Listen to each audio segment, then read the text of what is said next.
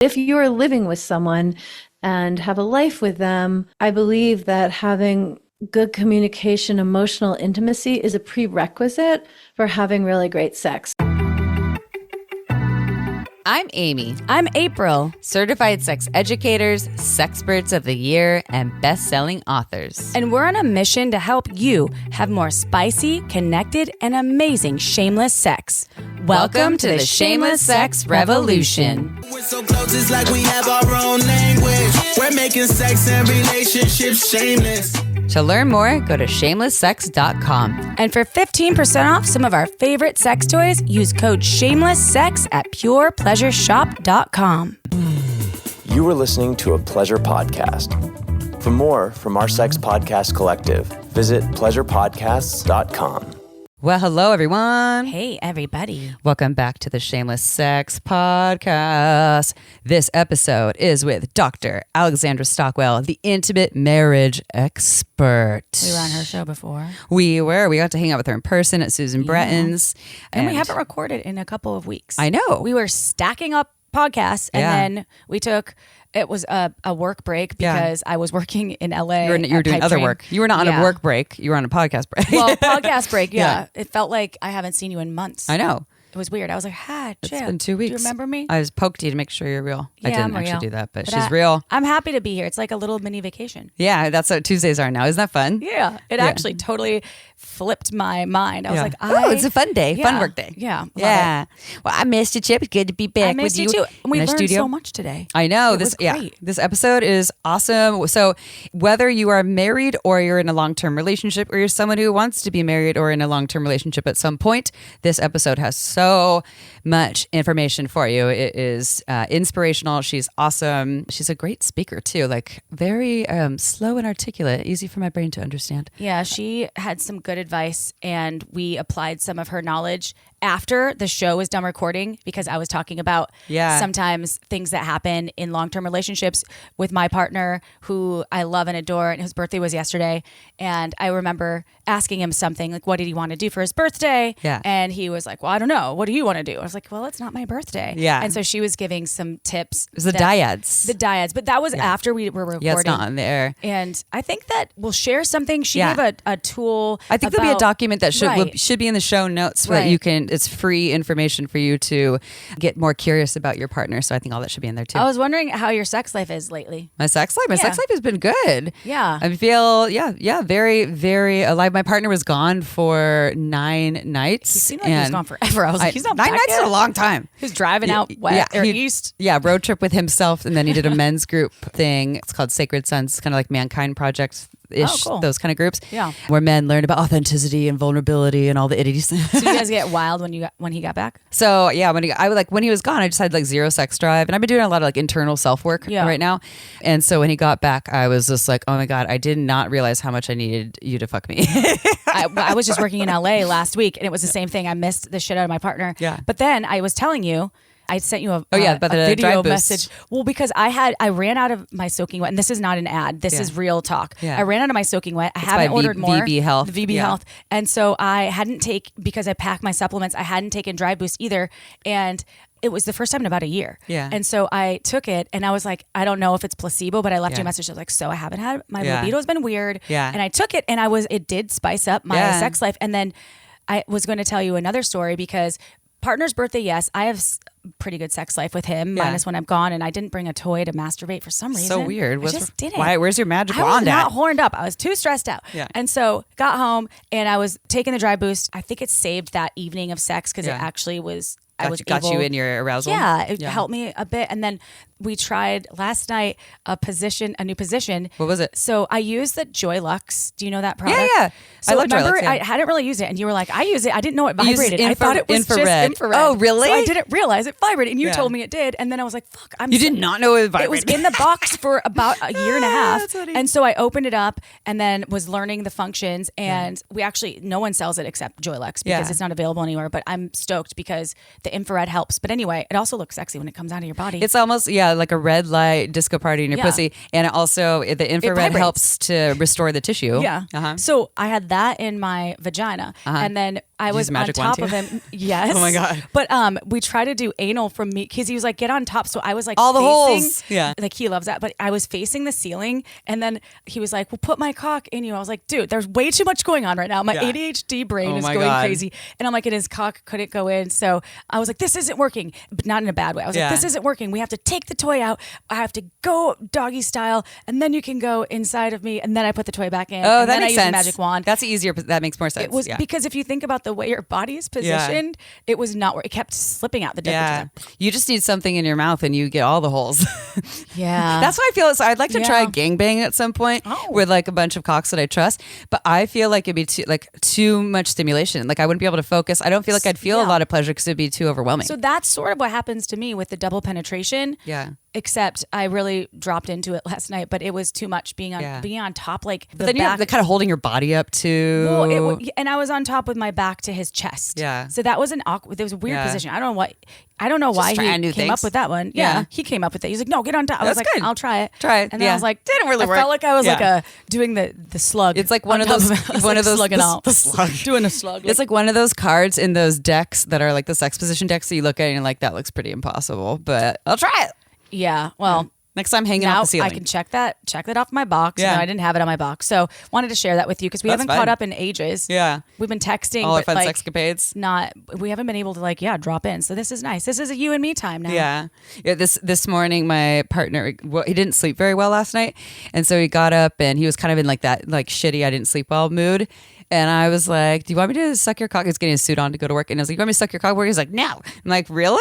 And he was like, yeah, I want to be bitter in my, and then he gets in the shower. And then he comes out and he's like, so I was in the shower. I was had thinking about it. Conversation with myself. I'm like, what is wrong with me? So he's like, so I will take you up on that dick sucking. And then Wait, did you do it where his pants were? Because he wears no, suits. he was naked after the shower. I like Yeah. sometimes when the pants Yeah, are on when and they're then- standing. and then the zippers open and the cock out. cock's just out. It's Yeah. like for some reason it feels so like taboo. He was naked. He got in the bed, sucked his cock, and then he was like, "Oh my god, this makes everything better. What was I thinking? Like I was about to reject this." Seriously, he's gonna listen to this and I'll be like, dude, Yeah. guess what? Yeah. I'm proud of you. Never say for no to getting the out of dick your head. sucking. Yeah. You got out of your head. You And got getting in your your other body. head. You got in the shower. All of it was good. And Yeah. you know what? That is part of the journey with this episode. We Yeah. talk about communication. Intimacy is such an important piece Yeah. of sucking dick and Sucking dick. and Yeah. and Or also not. tapping out genitals with Yeah. your tongue or whatever you want to do. This episode is very much it's about sex and also not about sex. No. It's about just being in an intimate relationship and how intimacy does not only stand for sex, right? It's so many other aspects of being intimate. So Does not intimacy. Intimacy. Into me, I see. Oh God, this was on last week's episode too. By the way, you ended the episode It's the with love that. guru. I can't help it. I'm obsessed. sorry. Apparently we need to I'm have sure we're a gonna get movie night and haters watch gonna this. hate because it's probably not cultural appropriation now. However, I will say that I'll come to your house and take some. it's and comedy and it's Bollywood weeds and watch it. inspired. Yeah. A lot of Bollywood references. And it's from 2008. Okay, so I think I'd like it on weeds. if I get some hate mail, I'm still gonna watch that shit. It's like Wayne's World. It's like slapstick weird Excellent. humor. Party, Excellent. Party on Wayne. Yeah. All right. That thing really sucks. Okay. Before the sex question and the bio announcement, we have a Discord group. It is online. It is free. It's an app. You can join the Shameless Sex Discord family.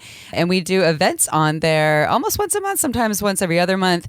We've done things like Wheel of Fortune, Jeopardy, where April and I, or just myself or just April, are playing with whoever shows up. Usually it's a It's small never been group. just me. No. Okay. Well, It's okay. always it's always you. been either just me or the two of Well, us. it's 5 p.m. Pacific time, and Yeah. I still work sometimes. Yeah, but it's fun. I'm so gonna it's try it. it's a I nice really wanna do thing this one. to do if you want to come and hang out and play games. And so the next one is Thursday, October. Sorry, I'm in the future. Thursday, October 30th at 5 p.m. Pacific time. Goes from about 5 to 6, and we're doing sexy Mad Libs. Okay, so that's where I miss Mad Libs. I love Mad Libs. That's where you fill in the blank. Yeah. So it's like today, Adjective, I was noun. walking down the street and fucking then a cat. a turd.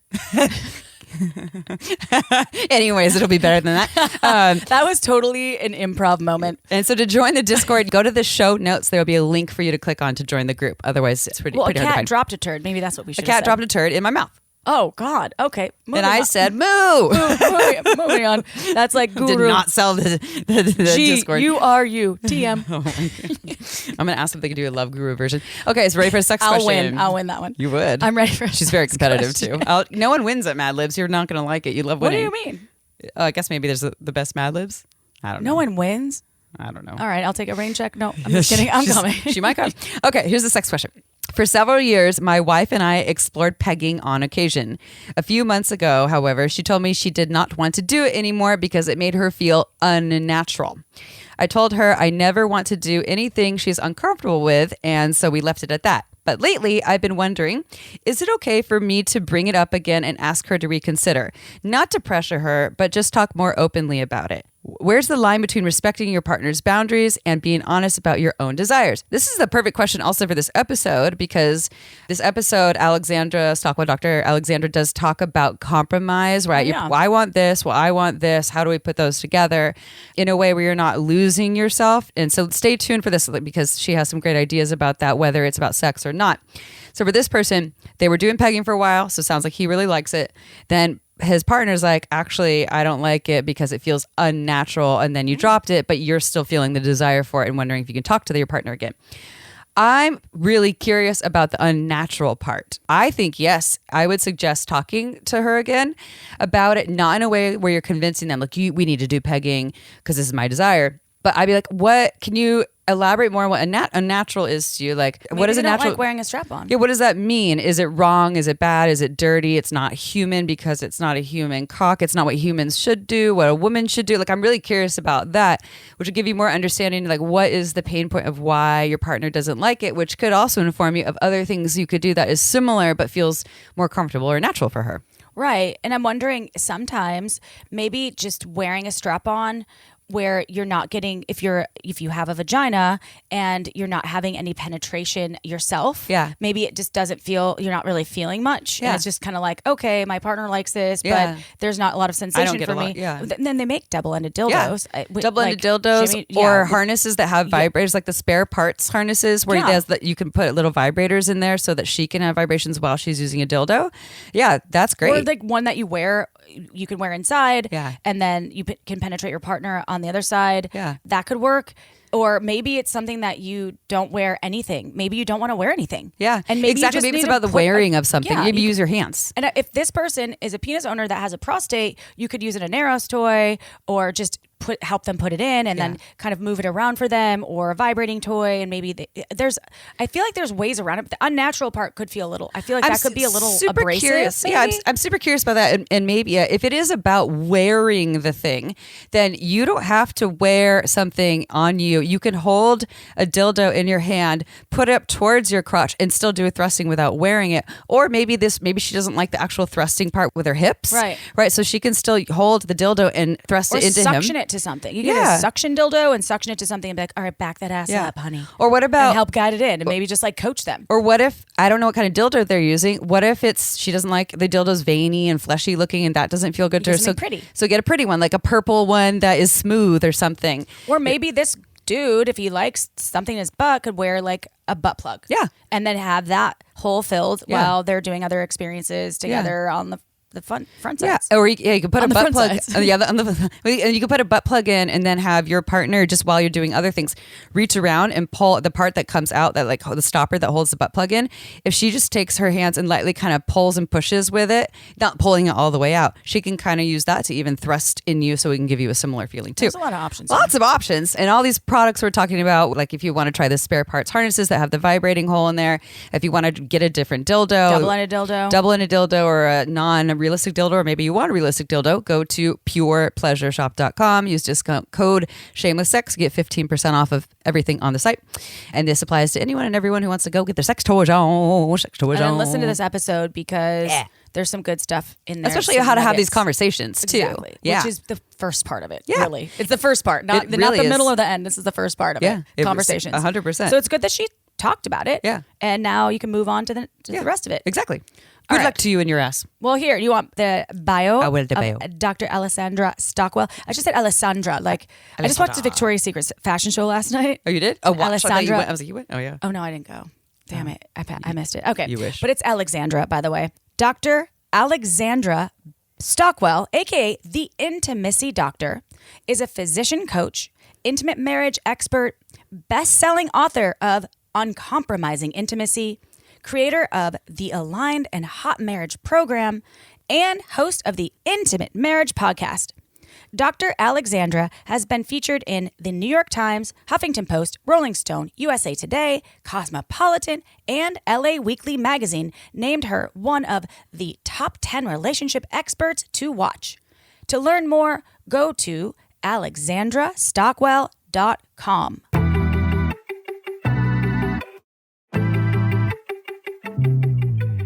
All right, everyone, it is interview time, and we are here with Dr. Alexandra Stockwell, whom we got to meet in person at the amazing Susan Bretton's house. Susan has been on our show many times, and she also introduces us to other incredible humans in the human sexuality world. We guested on Alexandra's podcast as well, and so we're super excited to have her here. You already heard a little bit about Alexandra, Dr. Stockwell, in the intro and the bio, and she is an intimate marriage expert. So we are going to learn a lot more about what that means. But first, welcome to the show, Alexandra. And we always give the same prompts, even though our listeners heard a little bit about you in the intro. Can you please tell us a little bit more about how you got to where you are today in the field of sexuality? Yes, thank you. I am so glad to be talking to the two of you. It is always stimulating in many regards.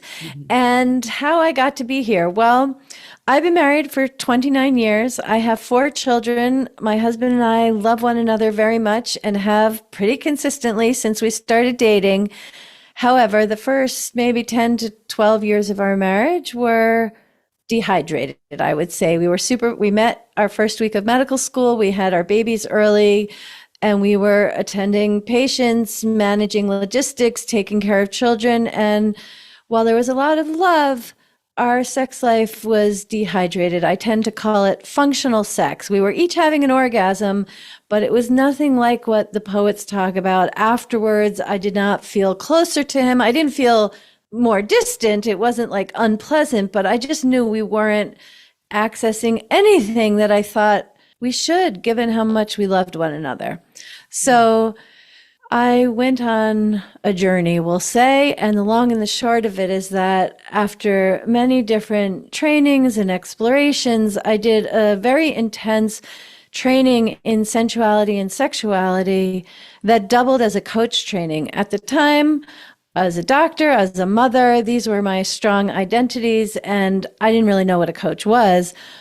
But I was so fascinated to know, how do you teach other people to really open up and have more honest, nourishing, adventurous, meaningful sex? And so I went to the teaching lab really just because I was curious, how do you actually teach the teachers? And I just felt at home. And that happened in 2013, and I transitioned everything and have been enjoying much better sex myself and showing other long-term committed couples how to enjoy sex as well. Although let me just say that unlike, let's say, a one-night stand, which of course can be a bad experience, but you also can have a really great experience without even knowing the other person's name. Like, you don't need a whole bunch of emotional rapport in order to have great sex in a very short-term context. But if you are living with someone and have a life with them, I believe that having good communication, emotional intimacy is a prerequisite for having really great sex. So even though I'm here on Shameless Sex and I'm talking about my sex life, what I focus a lot on is how to actually have connected conversation, communication, feeling seen and heard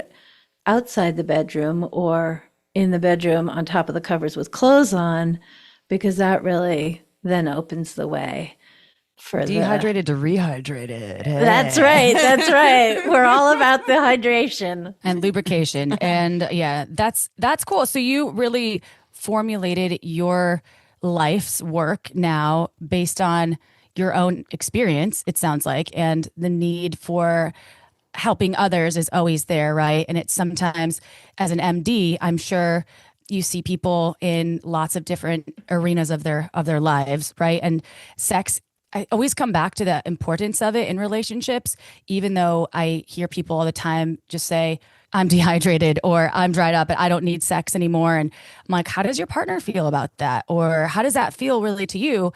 And it's funny because the communication part is always, it's a key element in every aspect of all relationships, but it's hard to have great sex without intimacy, right? It's really hard to balance that and find that. And I've learned so much from the folks on our show. So I'm excited because we were on your show back, I think in May. I don't know when the episode came out, but it was really cool talking to you as an intimate marriage expert. And so I think that would be a good time to ask you, what does it mean to be an intimate marriage expert? I don't know if it needs quotes, but I'm just going to not use those. And then what is an intimate marriage? And then I'll use quotes. How about that? Intimate marriage.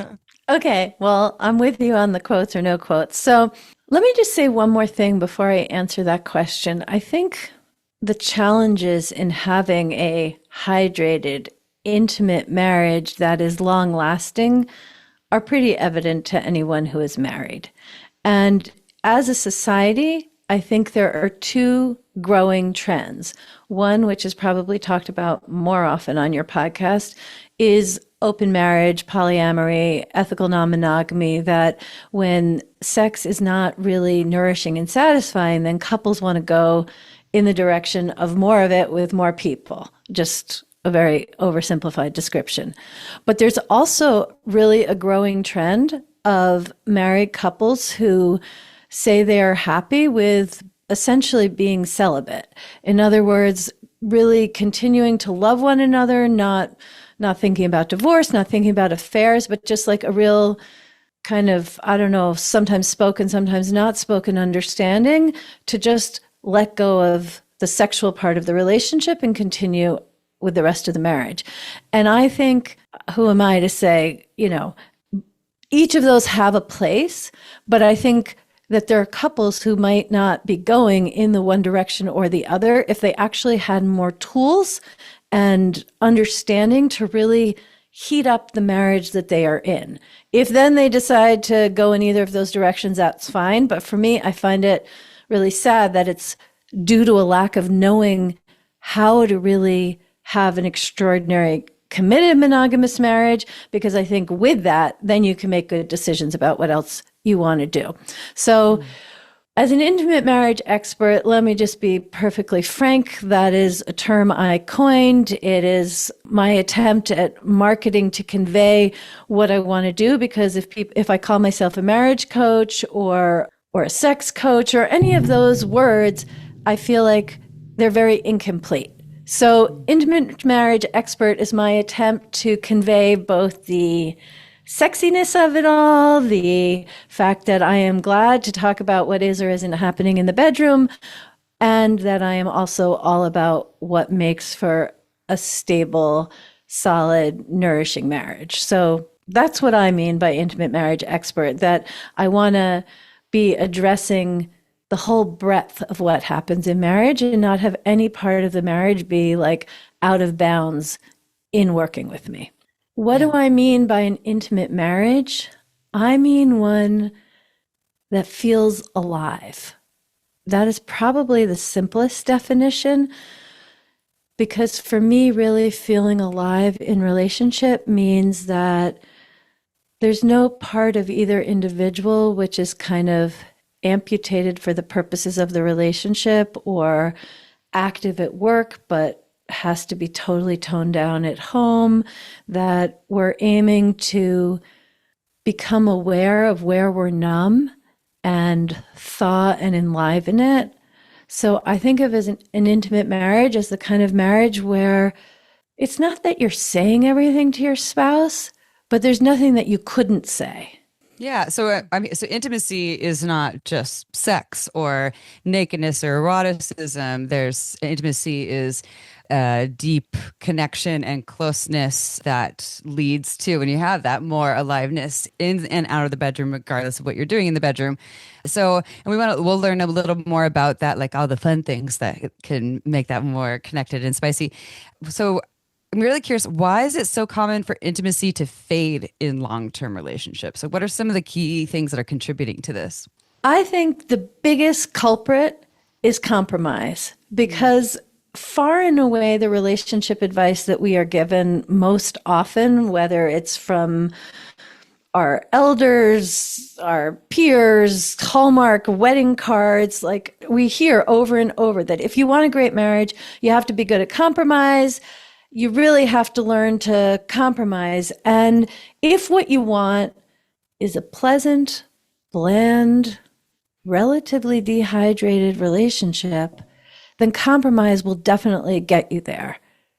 But if what you want is an intimate marriage with erotic vitality and emotional connection and ever up-leveled communication and just a lot of aliveness and nourishment for body and soul, compromise will never get you there. So really the foundational method, the name of my book and everything that I'm about, I describe as uncompromising intimacy.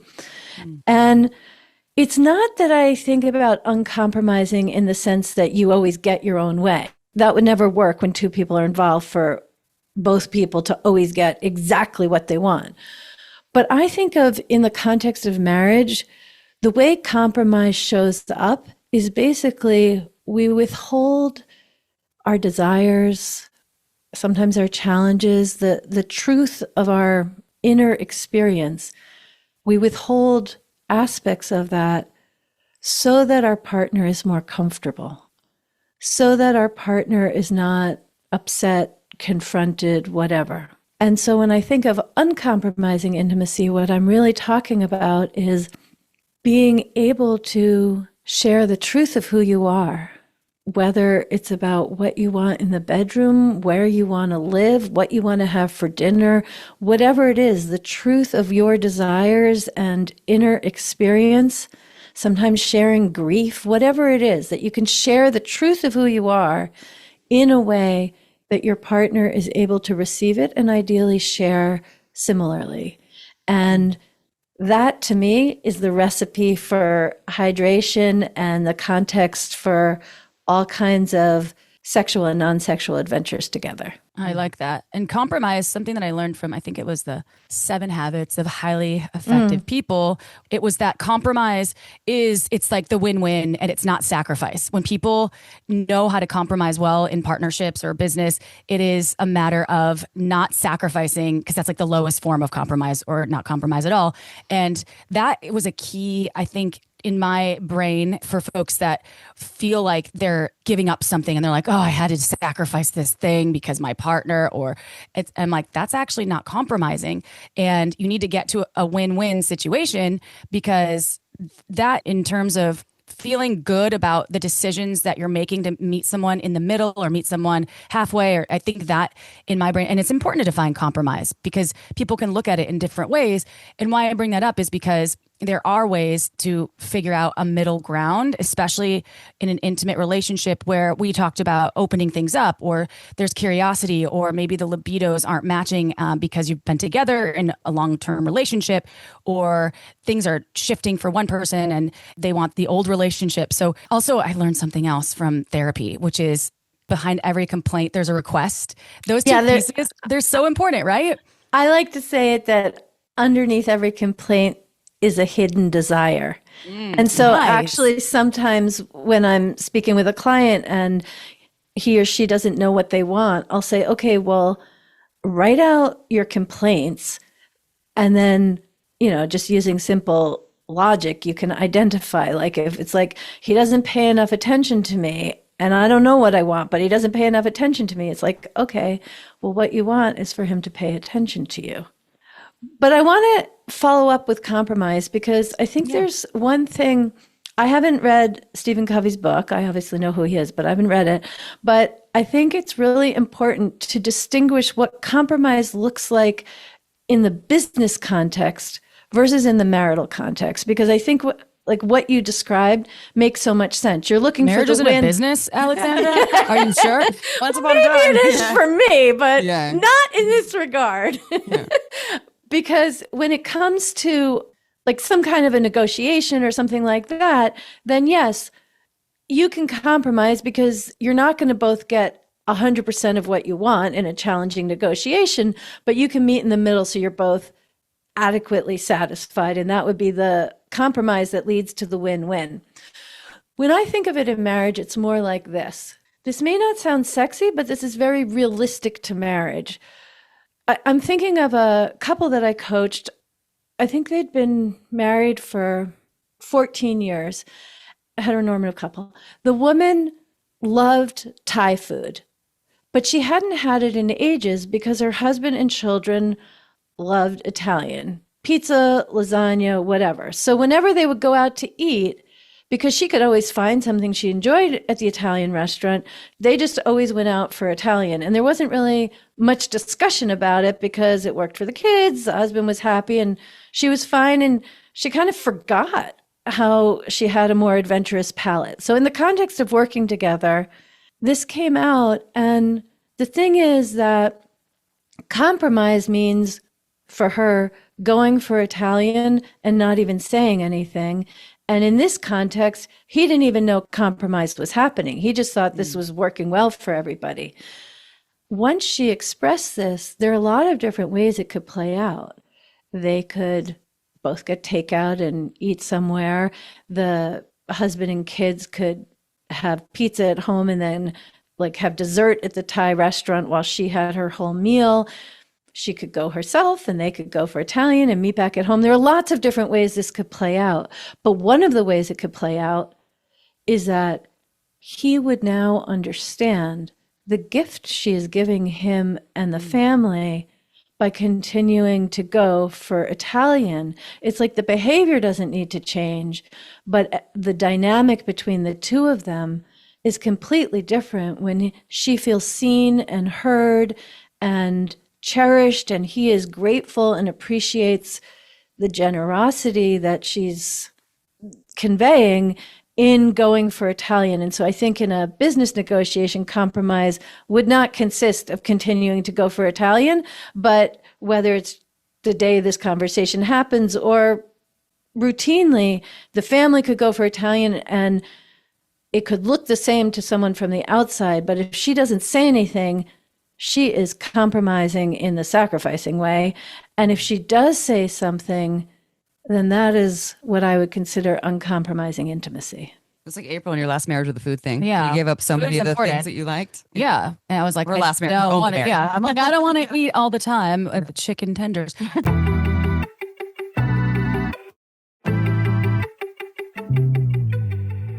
You know that thing you keep saying you'll learn someday? Mine was flirting without feeling like a golden retriever with lipstick.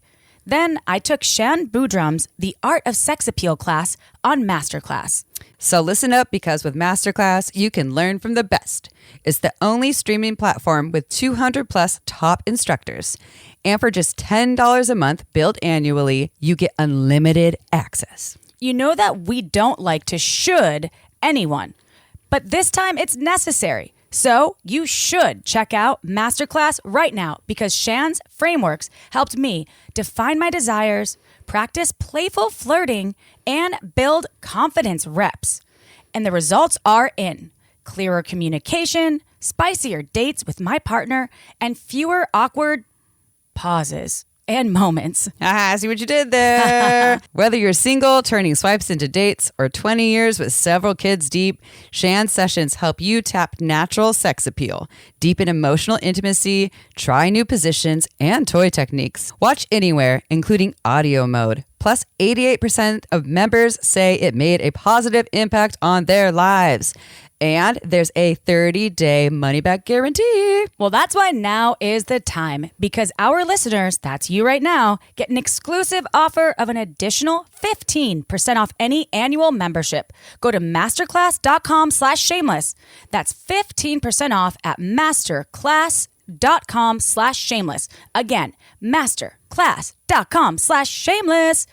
So that's interesting, because you could also translate that into the bedroom, meaning, I like missionary style. It's great. It's fine.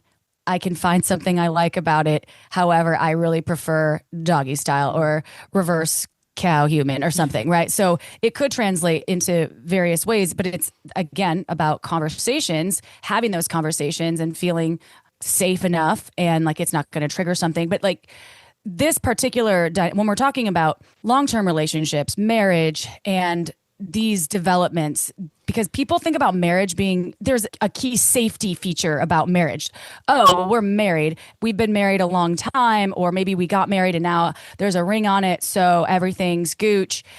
At the same time, long-term relationships that don't involve marriage, I'm assuming from your expert opinion, have similar challenges, hang-ups, or do they? Or is this a complete farcity and people should just give up marriage because that's when the complications start? I think it's a rhetorical question, but I want your feedback. Is it just marriage, or is it just marriage, relationships, or is it LTRs, or is it, yeah, what do you think? Reverse cow humans?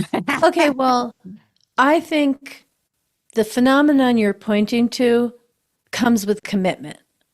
So a long-term relationship, it can be equivalent to marriage for the purposes of our conversation, and it cannot be. It really just depends on the level of commitment, because I think a lot of what I'm talking about is the natural consequence of the long-term commitment.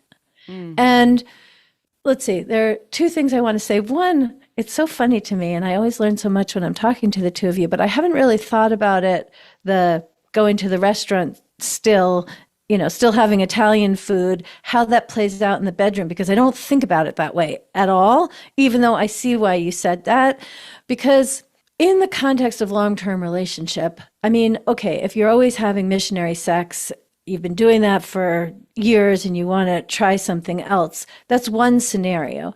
But more often, couples have their repertoire kind of well established, whether it's a narrow repertoire or a lot of different positions in the repertoire. And when I am coaching couples to have more erotic vitality and just more pleasure and more intimate connection in the bedroom, it is not through new positions. Now, if somebody wants to try a new position, great. Like, of course, I'm in full support of that. But that is not typically the thing that helps a couple become unstuck and more connected. It's not doggy style?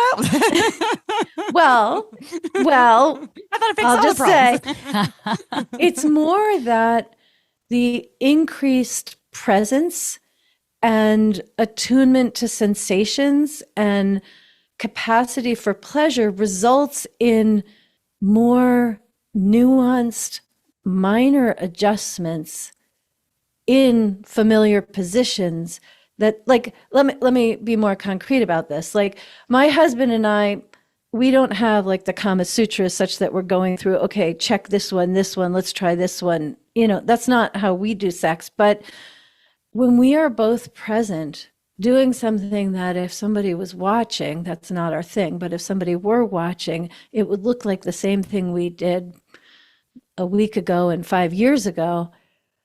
But it feels completely different because of one micro adjustment, that suddenly there's all of this new sensation inside me and he feels it too.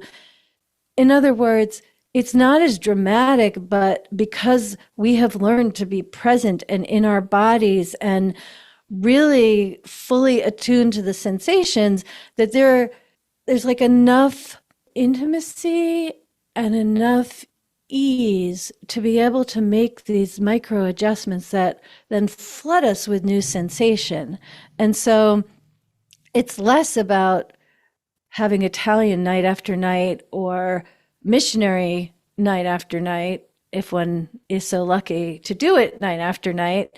It's more that how we do the thing is what evolves. Mm-hmm. Does that make sense? Totally. And I was thinking of so for me, I used to love being on top. It was like a position for me where I would have a lot of sensation.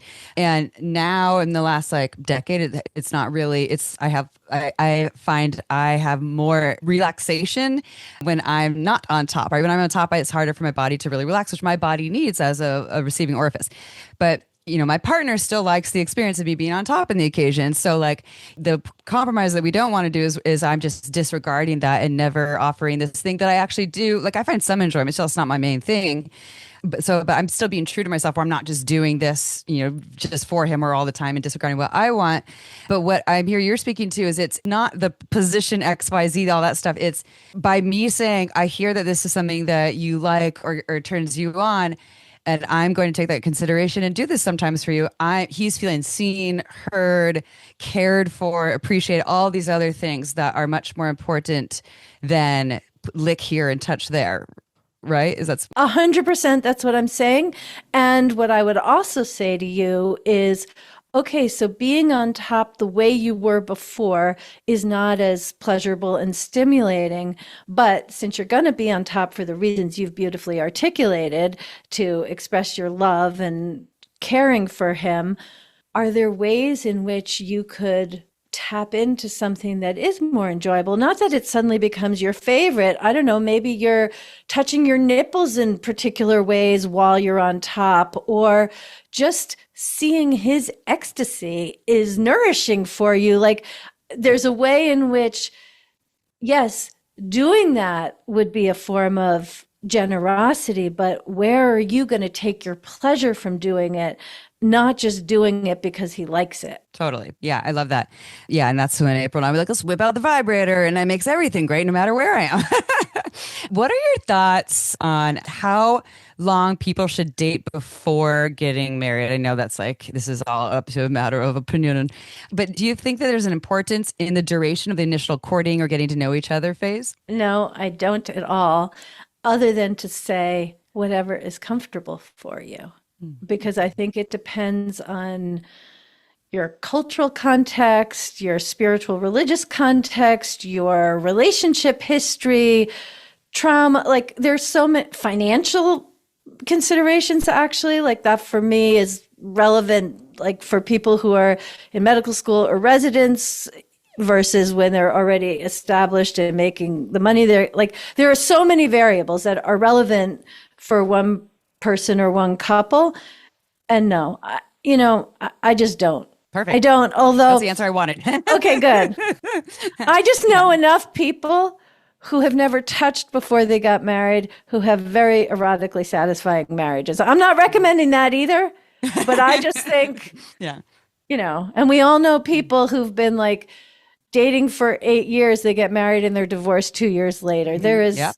I think, there's no perfect recipe or formula for that. Is such an interesting, it happens very frequently. I've had friends that had 10-year partnerships and they got married, and I swear, and then a year later, and I'm like, wait, I don't understand, because you live together. Like, what? It's just like a piece of that affected you. I'm curious. I don't have reason to know what happens with any particular couple, but I think that this is a phenomenon that like belongs in this conversation, because there is a way in which, well, I want to say one more thing to set the context for my comment, which is that if you think back to the experience of being in love, it is just saturated with curiosity. It's like, where is that scarf from? And what was your second grade teacher's name? And what was your favorite vegetable? And if you didn't live here, where do you want to live? And what other careers do you want to pursue? Like, we have so many questions in the early phase where we feel so in love. And then comes the comfort of familiarity and the stability that is awesome. It's one of the wonderful things about a lasting relationship. But the problem is when that brings with it the loss of curiosity, because we continue to grow and develop. We are not the same as we were yesterday, maybe in many regards, but not all regards.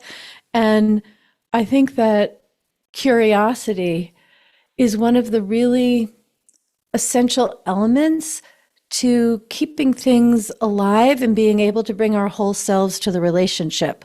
So back to the couple that you were talking about, like, I think that couples, they're in love, then things become familiar, and they're not really sure how to get out of that stuckness. And so I think becoming more curious, like embodying the principles of uncompromising intimacy, is a great way to do it. But for people who don't have that, if they haven't gotten married, I think getting married is an attempt to like bring new juice to the relationship. Other couples do it by having a baby or having another baby with the hopes that like more commitment and more like a deeper togetherness is going to make things feel more alive and connected again.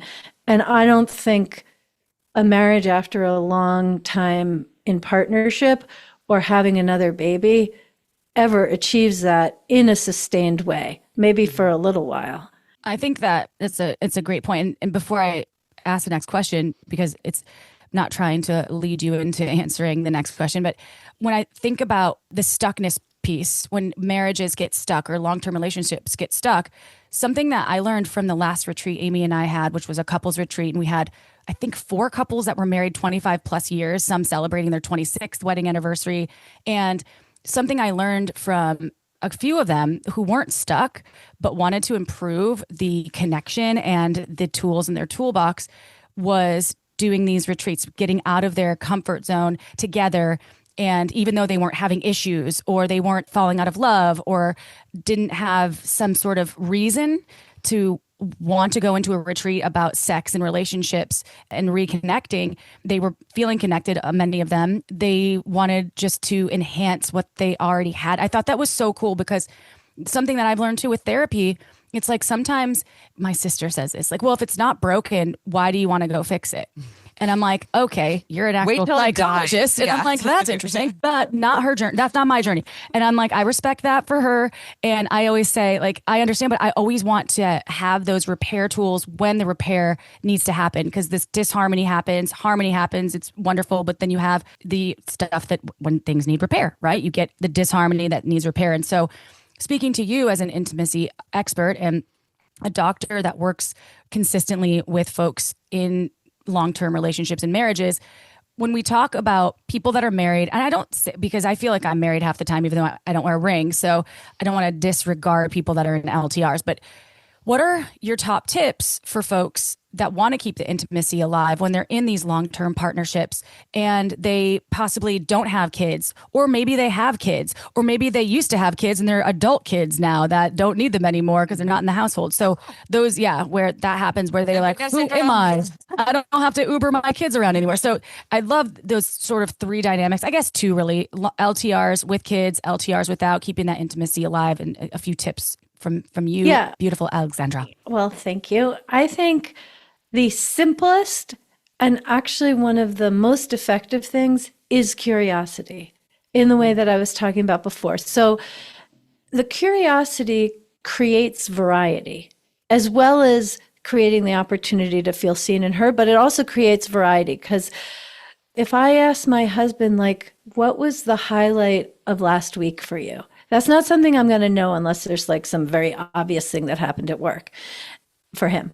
And in his answering, we're suddenly having a different conversation than we would otherwise be having. And so there's this like ridiculous statistic that the majority of committed couples speak about something other than logistics and kids, and I add pets, although that wasn't part of the study, for less than 4 minutes a day. And so the thing about curiosity is that you expand the conversation to be 2 grown-ups connecting in a meaningful way, and that creates some variety. So I think of that as the very effective low volume of what can be titrated all the way up to the high volume immersive experience at one of your retreats.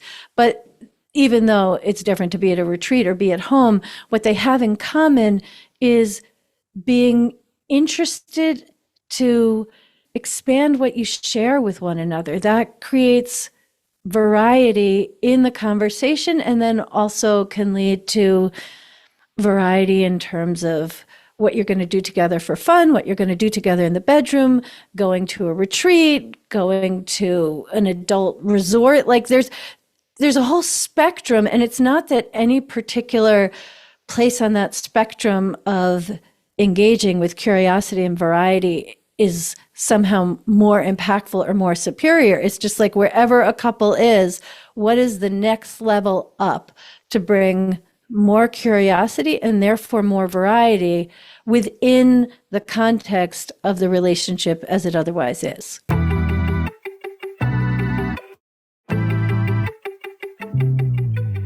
Fact. Most pussy owners need some sort of clitoral stimulation to orgasm, and many are not having orgasms from penetrative sex. Say what? I know, right?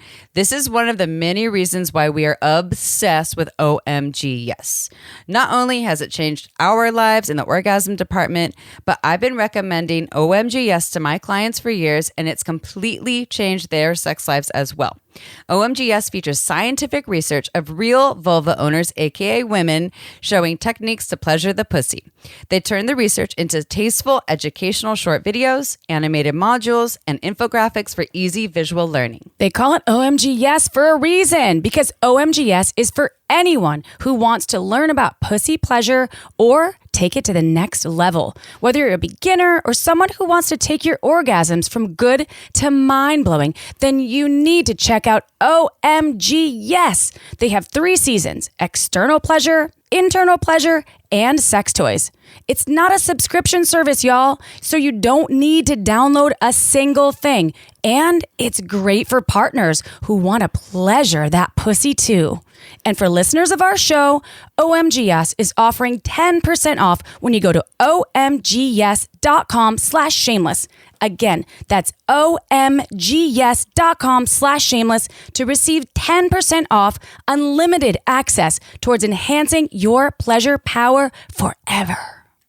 Newsflash, everybody. We are picky about our lubes. Can we say uber picky? Yes, we can. And let me tell you all why Uber Lube is our absolute favorite lube ever. Uber Lube is a luxurious silicone lubricant that I want all over my body. Yes, it's designed for sex because it enhances intimacy while allowing you to still feel the skin-on-skin contact, but it feels so good that I want it everywhere. Uber Lube is long-lasting, leaves your skin feeling velvety smooth, and it's there when you want it, but then it dissipates when you're done. Yes. Aside from using Uber Lube for all of my sexy sessions, and I use it all the time, I also use it for massages, for my hair frizzies, to prevent chafing, and it brings out the color of your beautiful tattoos. Thousands of doctors and therapists in the U.S. alone are recommending Uber Lube to their patients because it's body-friendly, less likely to change the pH, and has vitamin E, so it feels moisturizing on the skin. Uber Lube has no flavor or scent, which means it's also great for oral sex. And it comes in a beautiful glass bottle with a pump top, which means easy access to Pleasure Town. Want to see why we think Uber Lube is the best lube in the world? Then go to uberlube.com and use discount code SHAMELESS to get 10% off and free shipping. Again, that's uberlube.com right now with code SHAMELESS for 10% off and free shipping. And actually, the episode we just released today, so this is out a week ago, it's about... it's October 21st where we're recording this. Yeah. So this came out today. So it's about breakups and single life. And the woman that was guessing, her name is Medina Monroe. She's awesome. She is one of the co-hosts of the Cocktails podcast. And the Cocktails podcast created this deck called I'm Curious to Know. And has all these little cards that are very simple. It's questions. You can take it, out with friends. Like it's not all about sex. But for a lot of people who are like, but what do I do? How am I curious? What questions do I ask? And because that's a lot for a lot of people, they get stage fright or they go blank. If you have any questions, go check out that deck. Get that deck out. It's awesome. And it's the little things like maybe you've been with your partner for 20 years and you never knew, like, have you ever had your heart broken in the past? We like those at the retreats and we use them for conversation cards. They hear their partner say, and they're like, I've never heard you talk about that. It's very interesting. I love that. That's a good suggestion. Yeah. And it's just like, you can make it playful, right? But it's just like you're saying, staying curious every day. Who's my partner today? But also, I don't know everything about who they've been their whole lives.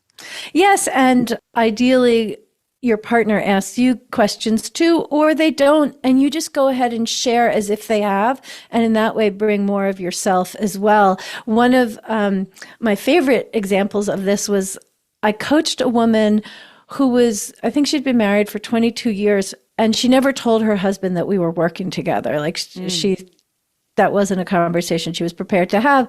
And so we were working with how can she bring more curiosity without him knowing that that's her agenda, right? Mm-hmm. And she's someone who is kind of type A and not so creative. And she felt it was a lot of pressure to come up with a question. So she got one of those decks. It wasn't that one, but there are many different decks. Yeah, my favorite brand right now is Skin Deep, but Esther Perel, I think, has a deck too. I don't remember she the does name of too. the deck. I'll just say that if you're going to get a deck, they actually have a lot of variety, and I'm a real fan. I'm going to get the one that you just mentioned, the one from Cocktails, because I think one of the key factors is that it be really simple. Because the point is sharing, not to like figure out what the question actually means and not to feel led in any particular direction, regardless. And I'll add that these questions, they can be whimsical, they can be sexual, they can be biographical, they can be really anything. It will get the job done that we're talking about. But anyway, so this woman, she kept a deck of cards on her kitchen island.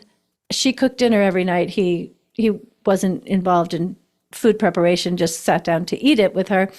And she would pick 2 cards and have them in a bowl while she was cooking and then put them away. But she remembered those 2 questions. And those she just very naturally wove into dinner conversation. There was no fanfare like, I'm going to ask you a question now. She just like asked it, and suddenly their kids were already out of the house, and dinner conversation just seemed like the same thing every night. And suddenly it became so interesting and engaging, and very easily so, because she had just like picked 2 questions from the card deck and introduced them into conversation in a very natural way. Yeah. He was probably like, oh, how do you always have these interesting questions? Yeah, wow. I wonder if he knew. What a fascinating woman you've become. Yes. Wow, I have the best wife ever.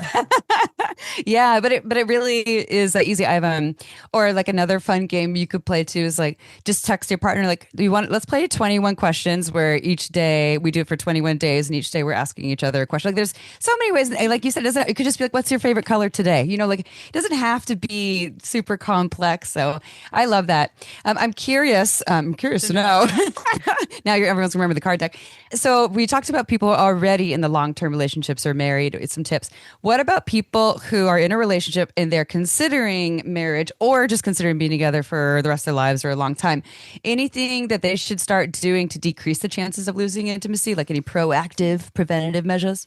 I think the most important thing actually is to bring conscious awareness to the purpose of your marriage. I think this is something that we've been kind of left adrift as a society in general. Right? It used to be for financial gain for the 2 families, or for when it comes to the aristocratic families in England, for political alliances. There are so many different reasons throughout history that marriages happen, just for procreation. But I think it's really important to have a conversation about what the purpose of marriage is for any particular couple. I can tell you, my husband and I, who both came from divorced parents without any conviction that our marriage would necessarily last, the very clear, overtly articulated purpose of our marriage is personal growth that we individually want and support the other one in. And so there have been all kinds of things that have arisen, challenges in our marriage. And knowing that our devotion really is to personal growth has led us to some crazy, unexpected situations, but it has meant that whatever arises, we can have it serve the deepening intimacy and connection. And I think if our mutual commitment to our own and one another's personal growth were not truly the foundation of our marriage, I'm not sure that we would be where we are. So that is what works for me. I'm not saying that should be the foundation of all marriages, but I think marriage as an institution is very well established in our society, but the purpose for it is not. And that if we're going to get super logical, this is extremely relevant given that approximately 50% of marriages end in divorce. Like, this is not some philosophical question. It's a very real question. Like, what is the purpose of your marriage? And if you don't have an answer to that question, other than we love one another, which is magnificent and a prerequisite, but totally inadequate as a reason for marriage, I would say, think it through. And you don't need to figure it out and then tell your partner. Have the discussions, consider the various reasons and how that would or would not be compelling, because things will arise.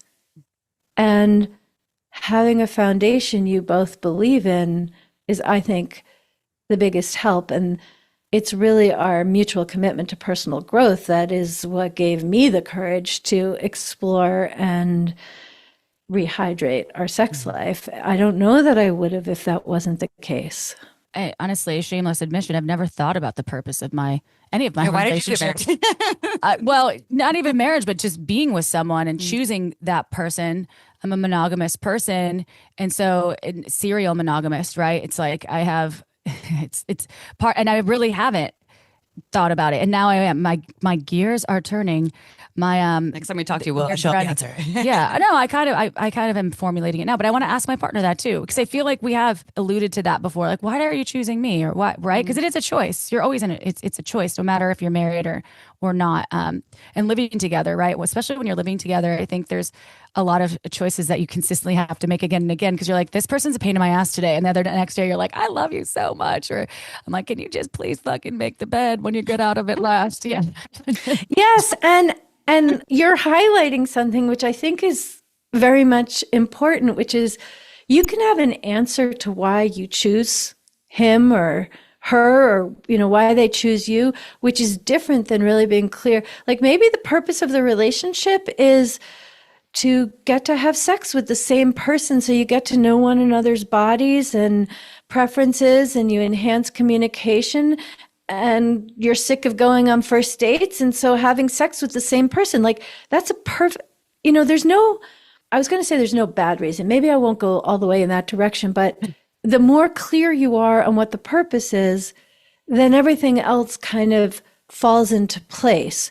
It could well be that you want to file taxes jointly. Like, you can have more than one reason, but to have some sense of what is motivating you in this time in history in Western society, it's not obvious. Yeah, don't choose marriage to thinking that it'll make it so your partner will never leave you. You'll be right. That might be never know. having children or raising children with someone. I know that is a key factor in a lot of folks' decisions. So we only have 2 more questions. This is the first one, and then Amy will ask the second one. So I love that, as I think that's a key, in my opinion, of keeping the spark alive, is the purpose of your partnership. So are there any other last tips or words of wisdom that you want to share to help keep that spark alive? Yeah. So curiosity, purpose of the relationship. And if you're listening and you've been married for 30 years, this conversation is still relevant. Like, explore it. In fact, I said 30 randomly, but the purpose of a relationship can evolve as circumstances change, or it can be the same thing. That's one through line. But there's no time at which this question becomes irrelevant. But yes, I was going to say one more thing. Oh, yes. I think it is very profound. This is a place where treating marriage like business is useful. And that is to have some kind of weekly or monthly or quarterly or annual check-in. And check-in, that sounds sort of like a quickie thing.